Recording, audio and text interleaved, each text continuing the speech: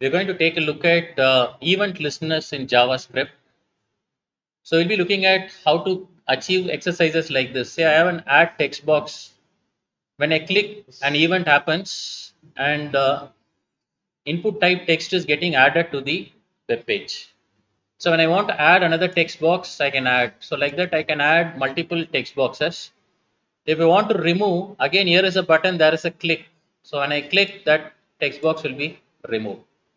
So this kind of an web page you can build using event listeners in JavaScript. So everything is an event. Add is an event. So there's a click event here. Likewise, remove is a click event. When I click, there's a function executing in the background that removes the elements from the web page. So with event listeners, we'll be able to build these kinds of pages. Let's see what's an event listener. For that, let's go from the basics. Let me refresh this. Let's delete this. So what's our concept is event listeners in JavaScript. So we'll see how to build these pages like this. So let's start off with a simple HTML page. The the title can be event listener tutorial. Event listener tutorials can be the title. And first we'll see how to add a click event to a button. Let's have a button here. And let's say the text on this button is click here. When I click, maybe some text should be written to a division. Say I'll have a division here. I'll have this ID for this division to be D1. So when I click this button, some text should be populated inside this division. So how we can have an event listener is we'll go to a script code and we'll have a class name for this button, class to be btn. Now I'm going to use query selector to access this button inside my script. How will I access that? Document dot query selector. The class name is btn, so the CSS selector is dot btn. And I can map it to a variable. Say I'll say its constant button is equal to document dot query selector button. Using query selector, I'm accessing this button. Now how to add an event listener. Say when I click this button, some text should be populated to this division. So how to add an event listener is we go with button, the variable name dot add event listener. And we can give 3 parameters. We'll work only with 2 parameters because 2 parameters are mandatory. The third one is optional. So first thing is you give the event. It's a click event. And the function that you're going to call. I'll call this my function. That's it. So when the user clicks this button, this function will execute. So let's go with this function my function. And what is that we are going to perform here is we are going to add some text to this division. We'll access this division inside this function using getElement by ID. What is the ID for that division? D1. And to this inner HTML, we'll populate some content. So inner HTML is equal to, this is from my function. This text will populate. So what is the concept here? The concept is very simple. You access the button using the CSS selector. Button dot add event listener. We are adding an event listener. So when you click, this function will execute. What is that function performing? It accesses the division using the ID and populates some text to the division. Now let's execute this. Click. This is from my function. So there is a click event associated with this button now. So event listeners can be used like this.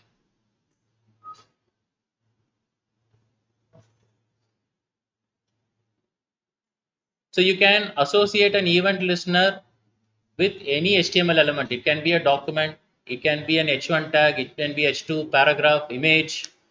So you can attach an event to any HTML element. Say for instance, if I'm going to attach attach an event to the document itself. Say when I click the document, background color should change to blue. How we can perform this? See now, what is it we are going to perform here is when I click the document,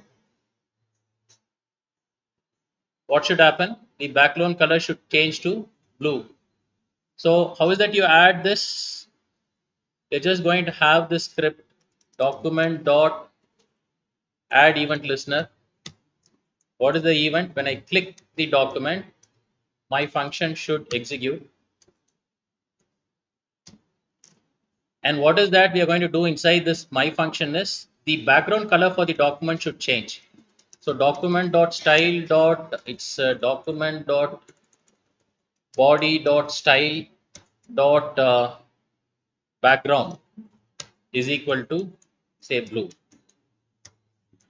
So we are associating an event to the document itself. Let's remove this button. Let's not worry about buttons now. So my function will execute when I click the document. So it's not even a button here, it's just the document. So when I click the document, color changes to blue. So what is it we understand here is we can add an event listener to a document to any HTML elements that of your choice. So whenever you are using add event listener, these two arguments are mandatory. You should not give on click, you should just give click. You should not say on mouse over, it's just mouse over, mouse out, key press, key down, something like that. And you should give a function here that executes when this event happens. You can also give this function as an anonymous function. See, instead of coding a separate function, you can give that as a function here itself, like function, an anonymous function you can give. What is that? Document dot body dot style dot color background. You can just give it like this blue. This is also fine. So you're not searching for a function name here. See, when I click, so you can use an anonymous function if you're not interested in giving a separate function name and having a function. This function can also be an arrow function. So how will you convert this function to an arrow function? Just remove this function keyword. You have this arrow operator over. The same results with an arrow function you will attain. So you can have variations to this event listener.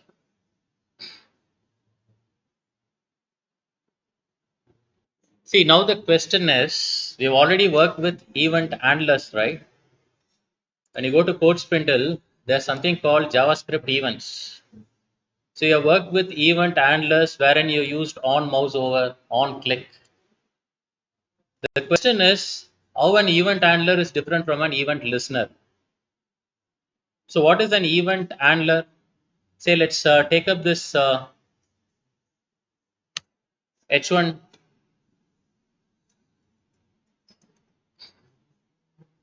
Or else can we go with a button itself? Let's take this button. Let's give a class name to this button as btn. Click here. What is that we are trying to understand here is difference between event handler and event listener. So let's first work with an event handler here. So how will you access this button? We use this query selector and the .css selector. So dot button, and you can call this to be, we'll call this with a variable button inside our JavaScript. When you're working with event handlers, we give button dot on click and then we'll call some function, right? My function. Or else I'll say this is first function, something like this.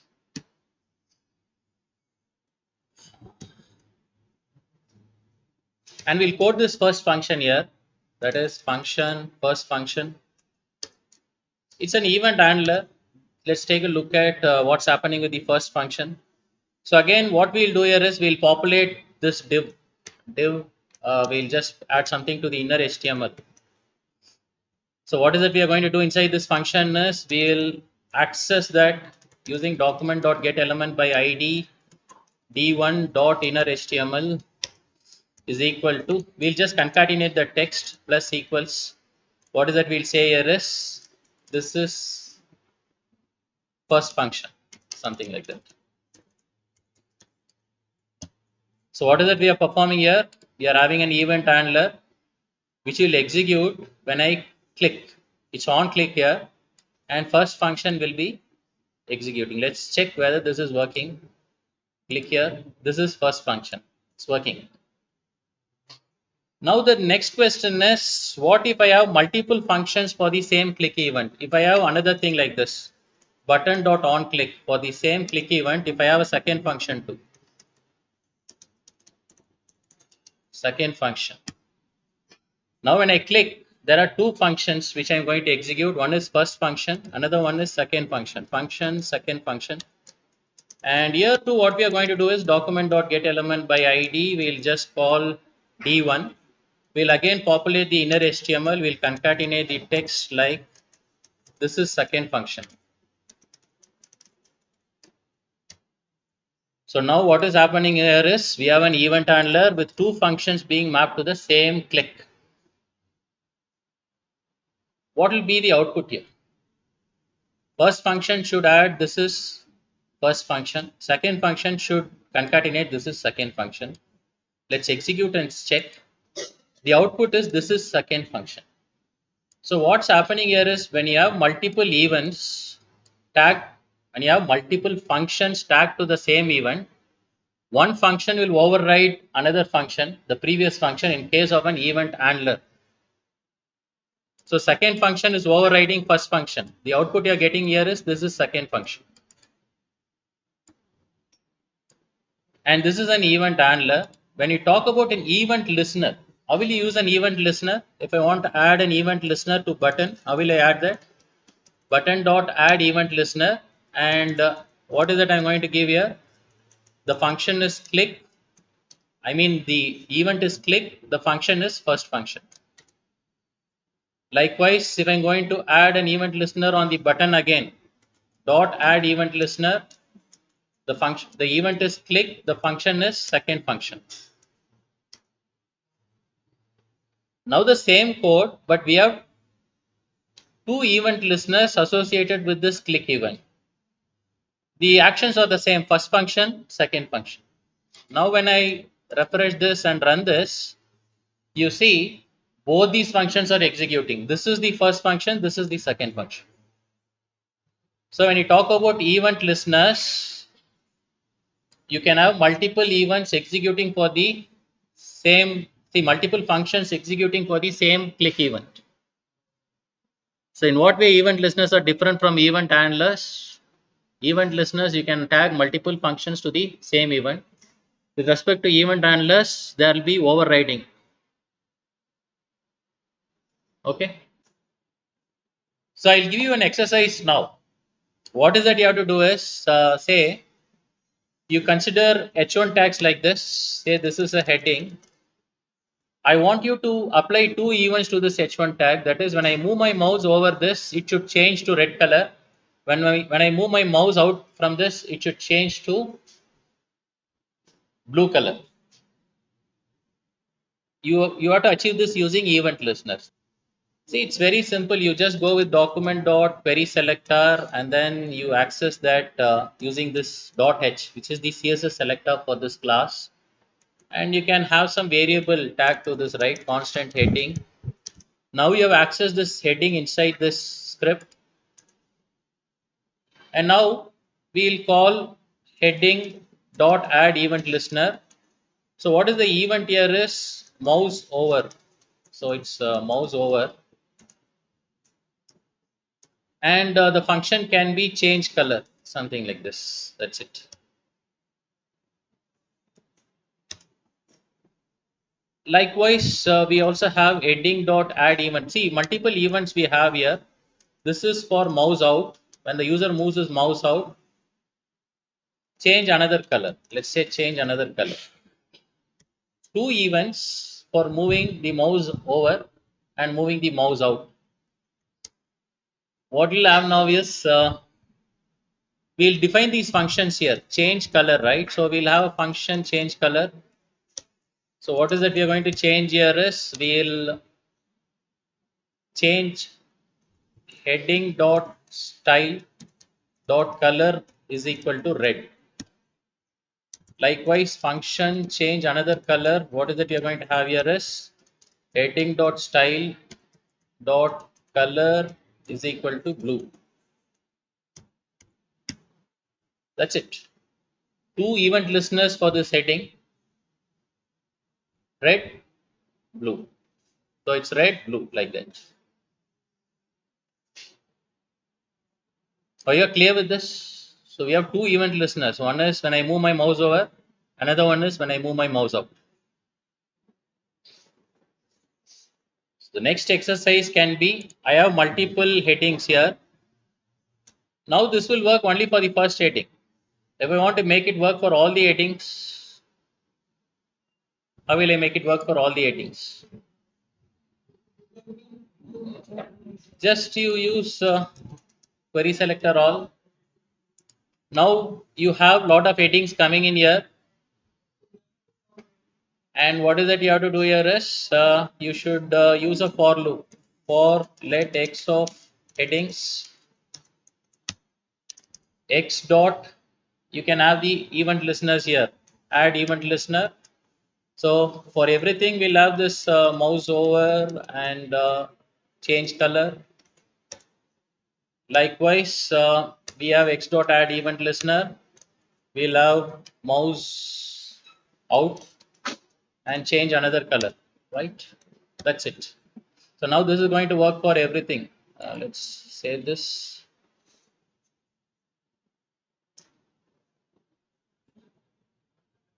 There's one problem here. Change color. You can't access change color outside. So what I will do is I will just create this change color to be anonymous functions within the loop. There's a small variation here. So change color, we'll give it here itself. That is, we'll make it as a function. So we'll call this, what is this? X dot style dot color is equal to red. And x dot style, we'll have the function here. We'll make it x dot style dot color is equal to blue. Since we cannot access x outside the for loop, this has got a block scope. I'm just bringing the function as an anonymous function inside the loop. Now it's going to work. What is this next concept is all about? Let's say removing event listeners. Removing event listeners. How can you remove an event listener? Say I'll have an event listener tag to my heading here. Two event listeners I'll have. One is heading dot add event listener. It's not even. Control S. Heading dot add event listener. It's not even adding it. Like anything issue here. Dot H.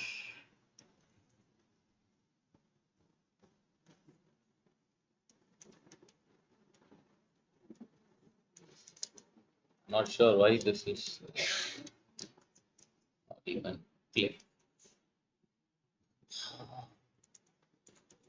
I'll say mouse over. We'll call this function change color. The same thing we'll do, that is we'll have change another color here. We'll code this function change color. What this function does is it changes the color on mouse over. That is heading dot style dot color is equal to red. Let's check whether this one works. Not sure whether this one is going to work. Some issues here. Class is equal to H. It's not query selector all. It's query selector because we have just one element. Okay, so what is that we have here is change color. When I move my mouse, it changes color. Likewise, I'll have function change another color. What is that I'm going to perform here is heading dot style dot color is equal to blue. So when I move my mouse out, let's change it to mouse out. Two events, two functions are working here. First event, change it to red. Next event, change it to blue. Now I'm not happy with mouse out. Let me remove that event. How I can remove that event is heading dot add event listener. It should be remove event listener. Let me remove it. So it's remove event listener, and you have to give the event to what is that mouse out, and you have to give the function name to change another color. So remove this event. Now when I move my mouse over red, mouse out, it will not work because we have removed that event. How will you remove this event listener? How will you remove this event? You just give dot remove event listener, the event and then the function. See, one thing what I have found out is if you have the event to be an anonymous function here itself, say I have this event to be an anonymous function here, that is function, and add event listener. When I move my mouse out, I should just perform heading dot style dot color is equal to blue. So when I move my mouse out, I'm just defining the event as an anonymous function here. Let me remove this event listener. So instead of having another function, I'm just making it as an anonymous function here. See, now it works fine. If I want to remove this, how will I remove this? If I want to remove this mouse out event, I should go with heading dot remove event listener. And if I give the same thing, say whatever I have, since it's an anonymous function, I'm just giving the same arguments here.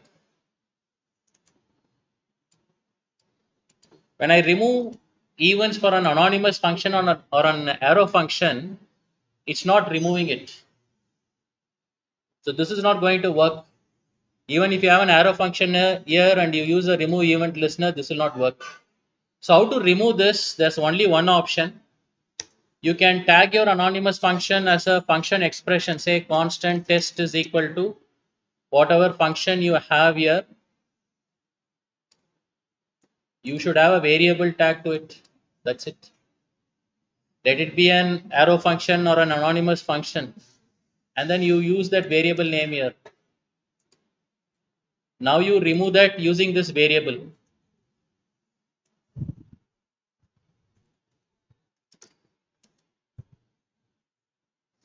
Now it's working. So if you have an arrow function or an anonymous function defined as an function inside your event listener, you can't directly remove it. You should have a variable tag to it. This is done. We'll take one final exercise. What is that exercise all about? This exercise. So what is that we're going to do here? This is an event listener tagged to this button. When I click, it will add an event. It will add this text box. Add again. It will add. When I remove, it will remove all those elements from the web page.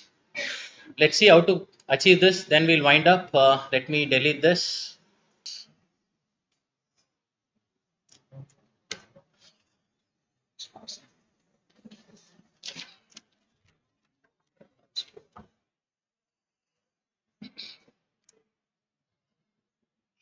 This is event.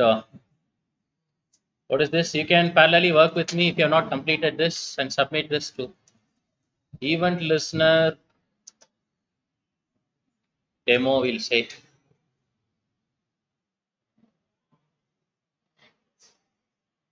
So what is that we are going to start off with is a button. We'll give this class name to this button as btn,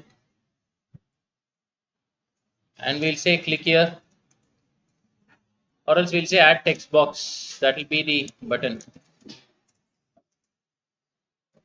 So we have this button. When I click on this, an input type text should be added here. That's the key. So let's go to a script code.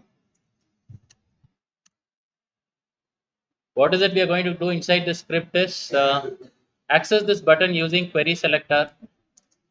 So we know how to access that using query selector, right? We'll give dot btn, the CSS selector for this button, and we'll call this constant button. We'll call this using this variable button. So we'll have an event listener tag to this button. What is that event listener? We call that button dot add event listener. The event is click. When I click this button, add text box function should execute. So when I click this button and add text box function should execute. And I'll code this function add text box. What this function should perform is it should create an input text box and add it to the web page. What I will perform here is I'll add a text box first or label I'll create. So how will you create a label? I'll call this constant new label. We'll create any elements by using document.createElement. What is that we are going to create is a label. We'll ask the user to enter his username. So that is the label. And we should add this text content to this label. New label dot text content. What is that? Enter your username.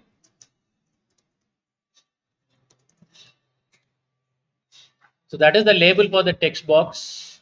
Next, what we'll do here is we'll create this text box, constant new text box. How will you create any element? HTML element, document dot create element. This element will be of input type, so it's input type. And what is this input type? Type will be text. So we should have new text box dot set attribute. So the type for this input will be text.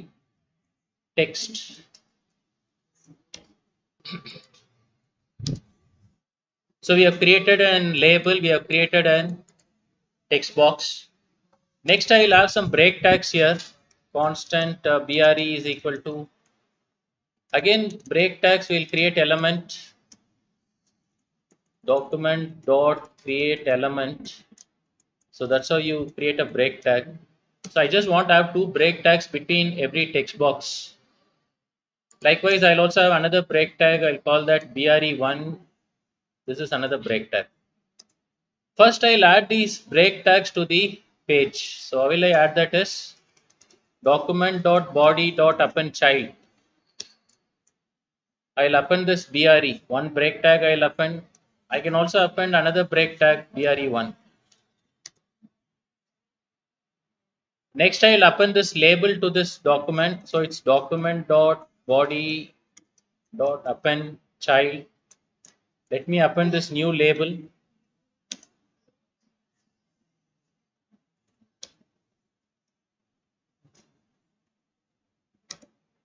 And let me append this text box to document.body.append child new text box. So this is what we have appended. Let's check when I add this text box label and text. When I click on this text box, how should I even say this? When I click on this button, this label and text box is getting appended to the body of the web page. What is missing here is there should be another button here with add. When I click on that, again a text box should be added, right? So for this, what we'll do is we'll create this button. What is that? Constant. This is add button. We'll call that using any variable a button. And document dot create element. What is this type? Button. So we are creating a button here. And then what we'll do is we'll have this text for this button. I'll call this a text. We'll use this document dot create text node. So on the button, some text should be displayed, right? I'll say it's add. So that is the text node for this button. And we should append this text with this button. So button dot append child will append this text.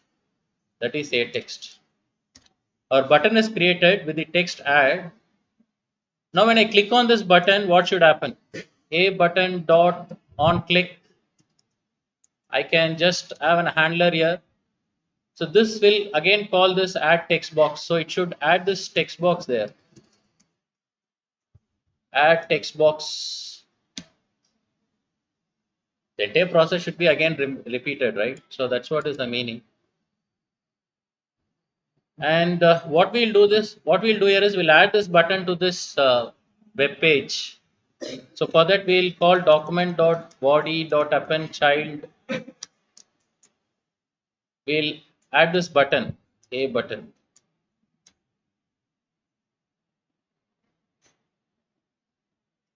Now let's check this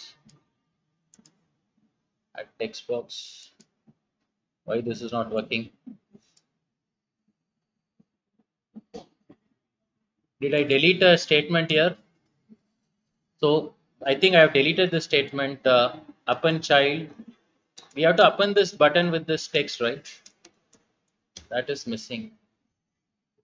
And when I click, text box function is again called. So now let's refresh this. When I click on add, so that is the use of this break tag, right? Two break tags. So you can add an element by just clicking on that button. What is missing here is remove. How will you add this remove button? You again create a button. Constant, I'll call this R button. Now you can use document dot create element. See, that's why you should have gone through DOM methods.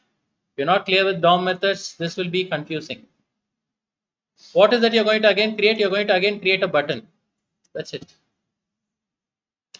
And you should also have a text for this, maybe constant. I'll call this remove text.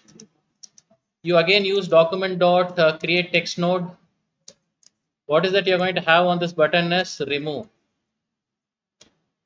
And we should append this button with this text node. So it's or button dot append child or text.